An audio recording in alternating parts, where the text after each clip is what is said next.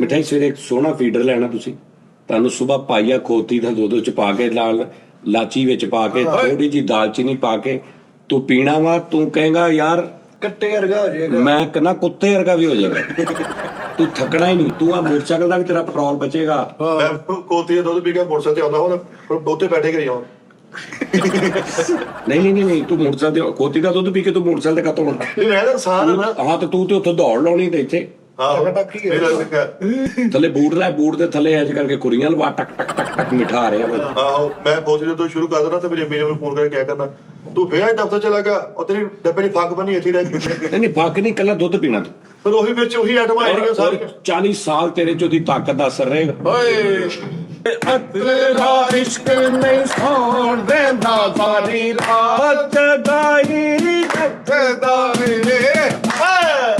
ਲੇਕਿਨ ਸਾਜ ਇੱਕ ਸਵਾਲ ਕੋਲ ਮੇਰੇ ਦੇਣ ਚ ਆ ਗਿਆ, ਇਹ ਛੋਟਾ ਹੁੰਦਾ ਬੜਾ ਸੋਹਣਾ ਹੁੰਦਾ, ਬੜਾ ਖੂਬਸੂਰਤ ਹੁੰਦਾ ਬੱਚਾ, ਦਿਲ ਕਰਦਾ ਨੂੰ ਬੰਦਾ ਚੁੰਮੀ ਚੱਟੀ ਜਾਵੇ। ਜਦੋਂ ਵੱਡਾ ਹੁੰਦਾ ਵਾ ਨਫ਼ਰਤ ਕਿਉਂ ਕਰਦੇ? ਉਹ ਤੂੰ ਵੀ ਏਦਾਂ ਦਾ ਹੀ ਆ। ਤੂੰ ਵੀ ਕੋਈ ਵੀ ਇਨਸਾਨ ਦਾ ਬੱਚਾ ਵੀ ਛੋਟਾ ਹੁੰਦਾ ਉਹਨੂੰ ਬੰਦਾ ਚੁੰਮਦਾ ਚੱਟਦਾ। ਹੁਣ ਤੈਨੂੰ ਕੌਣ ਚੁੰਮਦਾ ਚੱਟਦਾ? ਕੋਈ ਵੀ ਉਹ ਬੱਚੇ ਨੂਨੇ ਮੋਨੇ ਨੂੰ ਸਾਰੇ ਸੋਹਣੇ ਲੱਗਦੇ ਆ। ਹਾਂ ਅੱਛਾ ਹੁਣ ਦੁੱਧ ਲਵਾ ਦਾਂ ਤੇਰਾ?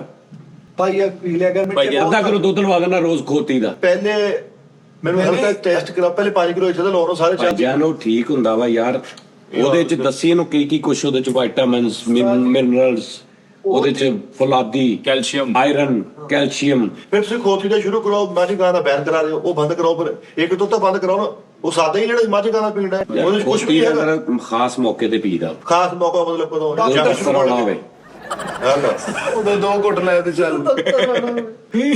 ਮੈਨੂੰ ਮਾਫੀ ਦੇ ਦਿਓ, ਜਿਹੜਾ 2.5 ਕਿਲੋ ਦੇਣ ਡਿਆ ਨਾ ਮੈਨੂੰ ਮੱਚਦਾ ਉਹੀ ਠੀਕ ਆ। ਤੇਰਾ ਰੰਗ ਇੰਜ ਹੋ ਜਾਏਗਾ। ਨਹੀਂ ਮੈਂ ਜੀ ਠੀਕ ਆ।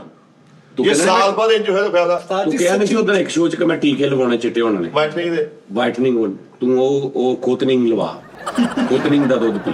ਸਾਜੀ ਜਿਲਦ ਲਈ ਸੱਚੀ ਮੁੱਚੀ ਡਾਕਟਰ ਇਹਦਾ ਦੱਸਦੇ। ਹਾਂ ਜਿਲਦ ਤੂੰ ਪੀਣਾ ਸ਼ੁਰੂ ਕਰ ਦੇ। ਫਿਰ ਇਸ ਹਿਸਾਬ ਨਾਲ ਟੱਪਾਂ ਦੇ ਟੱਪ ਪੀ ਜਾ। ਮੈਂ ਤਾਂ ਛੁੱਟ ਜਾ ਖੋਤੀ ਟੱਪਾਂ ਦੇ ਟੱਪ ਪਰਾਉਣੇ। ਆਹੋ ਰੰਗ ਚਿੱਟਾ ਕਰਦੀ ਆ।